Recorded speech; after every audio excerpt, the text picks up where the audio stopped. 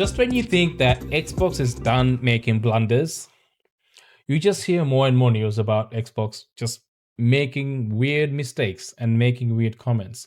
Xbox development kits.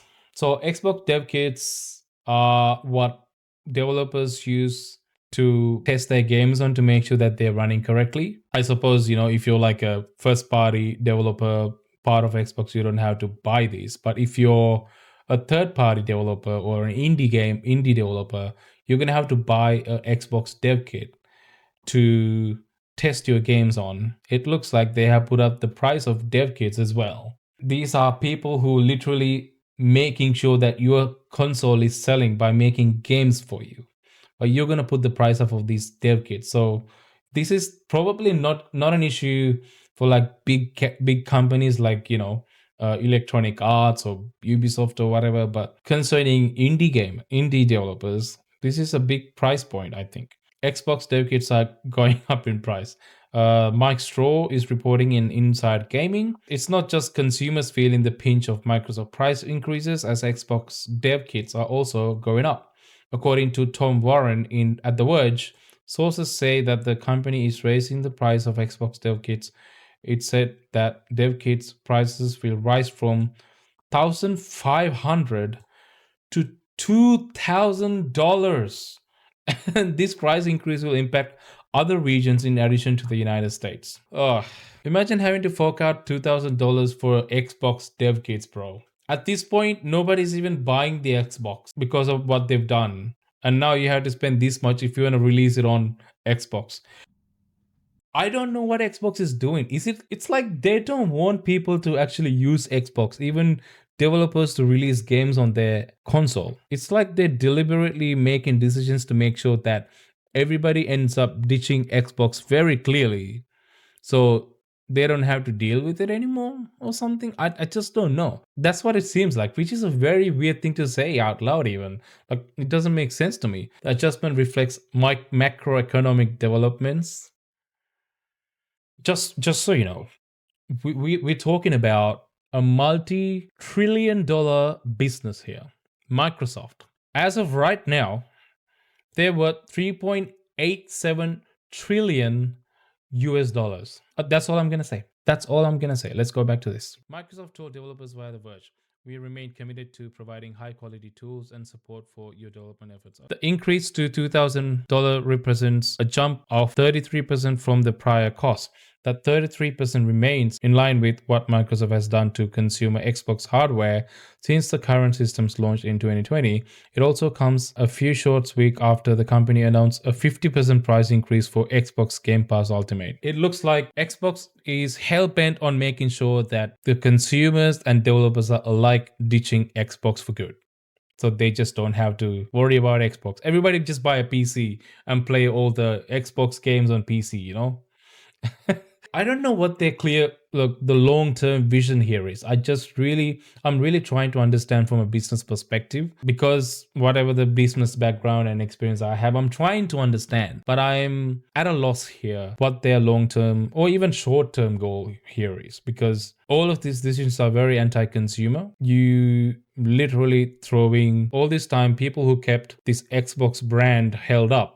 You're throwing all of them under the bus with these decisions of price hikes to Game Pass, price hikes to the console, now price hikes to the dev kit, who are affecting the people who develop games for Xbox, which is a very, very weird decision. It doesn't make any sense whatsoever as to what they're trying to do. Like, do they want people to just buy a PC and then just, use, Windows? Is that what this is about? But again, that doesn't make sense. If you're buying a PC, you're just going to use Steam. You're not going to buy a Game Pass and then just buy a PC and just have a Game Pass. If you want to get a Game Pass, that's fine. You will get a Game Pass, but then you will mostly use Steam because that's where most of your friends might be. It will have better sales and discounts, so you'll be buying a lot of games there. And it works better. Like, the Steam client is pretty stable, so you'll be using that a lot more. And maybe Epic Games. So even GOG. You might use a combination of those three stores, most likely. But other than that, I just don't see this going well for Xbox. In the middle of all this is happening, we got an article from VG Charts. Sometimes go and look at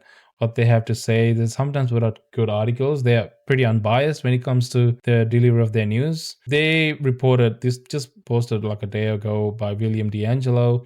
Xbox President Sarah Bond.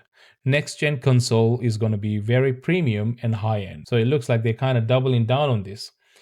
Xbox President Sarah Bond, speaking with Mashable tech editor Bear Worth, appears to confirm the rumors the next gen Xbox will be more premium device that is more of a hybrid between a PC and a console. The whole reason why consoles exist is because of affordability. The reason why people gravitate towards consoles is because of their affordable prices, not having to maintain the console because it kind of looks after itself, it updates itself. There's no fuss, you know. PC, you have to look after it and you have to know what the hell you're buying. You have to, you know, unless you're building it yourself. Even if you don't build it, so once you buy a PC, you gotta keep up with your maintenance of it and keep it clean. Yeah, if it attracts dust, you have to clean that because that can affect the performance of the PC.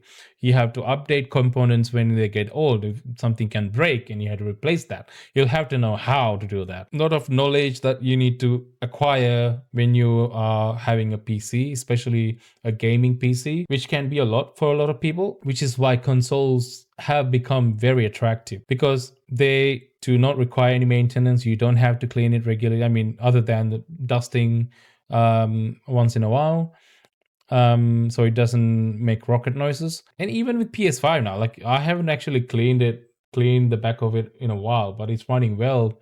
It probably got a little bit of dust collected in there, but it requires no maintenance. You know, it runs by itself. It's quiet. And it runs every freaking game that you can buy on it, you know, and which are pretty much every game, other than, you know, your indie games that's only available on PC. Every major game you can buy on consoles, which is why it's attractive. You take that away from a console, there's literally no reason for you to actually buy a console over a PC. If this is going to be a premium price and a hybrid between a PC and a console, which I have no clue what they mean. I have no clue what they mean by that, because if it's going to be a hybrid between a PC and a console, does that mean it's going to require more maintenance like a PC? Is it going to be a PC that requires no maintenance? I'm a bit hazy on that one. If the console is going to cost just as much as a PC, what would you get? Are you going to get a console or a PC? I would say most people would end up just buying a PC, because at least with a PC, I mean, let's say Xbox is going to cost you like $2,500 or something crazy like that, right? You might as well just get a PC, because at least the next upgrade won't cost you another $3,000. You can just upgrade your graphic cards for another $1,000 down the line when it becomes inadequate, and then just be done with it. You know what I mean? It's not going to cost an arm and a leg to just buy another console then. You can just keep upgrading your PC with maybe add more RAM to it, and you just keep going. Yes, you have to learn how to maintain it. You have to learn a little bit manual touch-ups. But if you are willing to learn that, overall, you're going to save a lot of money with the PC. So I just don't understand where this is going. I can tell you that the next gen console is going to be very premium, very high-end curated experience, said Bond. You are starting to see some of the thinking we have in this handheld, which, by the way, is not an Xbox. I saw a lot of reviews. I don't have an Xbox ROG Li. They named it Xbox ROG Li, but the damn thing is not even an Xbox, because you can't apparently play any of the Xbox games that's in your existing Xbox library. You can only play whatever you have in your PC Game Pass library, which is not the same thing as your Xbox game library. If you owned an Xbox and you had your Xbox games sitting in your Xbox game library, which will not carry over to your handheld, which defeats the purpose of calling it an Xbox, because it's only compatible with your PC Game Pass. If you had an Xbox, you probably didn't have a PC Game Pass. You only probably have an Xbox Game Pass, which would have had games in your library, which does not carry over to your ROG Ally. That doesn't make it an Xbox. It's very they stopped that up too. I can see some of the thinking that they have with the handheld, which is very confusing and doesn't at all help any of the consumers that are actually forking out money to buy your crap. But yeah, apparently they don't want to give it away. I hope they never give it away and nothing comes out, because that would be better. The fact that Sarah Bond is going away and saying this kind of stuff while Xbox prices are hiking, that kind of shows how out of touch these guys are with their consumers, with the players, with the industry. I'm not sure where this is going. I'm not sure where this is going to end. They absolutely cooked this generation, and it looks like they have so many plans to that they don't want to give it all away. So many plans to cook the next gen too. So this is going to be a fun one. I hope that I get a VIP seat to watch them burn with their decisions with the Xbox, because this is batshit crazy. That's it. I can't get behind this. Let me know what you guys think, because I am so confused as to what the hell is going on here. Doesn't make sense, man. Doesn't make sense.